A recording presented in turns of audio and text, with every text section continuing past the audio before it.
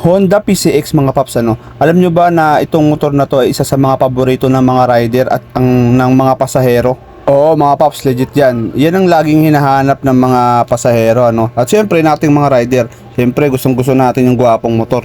Pero alam nyo ba mga paps na hindi ito ganun kadali ipasa sa angkas? Kung titignan natin sila, parang ang dali lang, ano. Pero kung tayo sasalang dyan mga paps, medyo mahirap yan. Lalo na kung hindi nyo kabisado yung format at hindi nyo alam yung gagawin, sigurado malilito kayo. Tapos syempre kakabahan kayo ng sobra.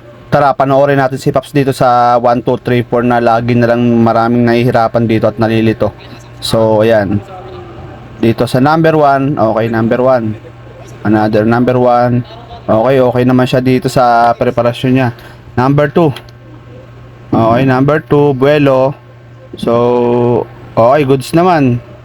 Dito sa number 3, medyo yun ang alanganin mga paps, ano. So ayun, pagka ganun mga paps, gagamitin nyo lagi yung space para makabuelo kayo ng magandang ikot na hindi kayo napapatukod. Pero yung tukod nito ni paps, wala namang problema doon, okay naman yun. Pero kasi kung magiging madalas yung tukod nyo na yun, maaaring maparite kayo. Halimbawa, tukod kayo sa number 3, tas number 4 o number 1, o napatukod kayo doon, matik yun, napaparite kayo doon. Pero yung kagaya naman kay paps, isang tukod lang naman yung nagawa niya, okay lang yun mga paps, pasado pa rin yan.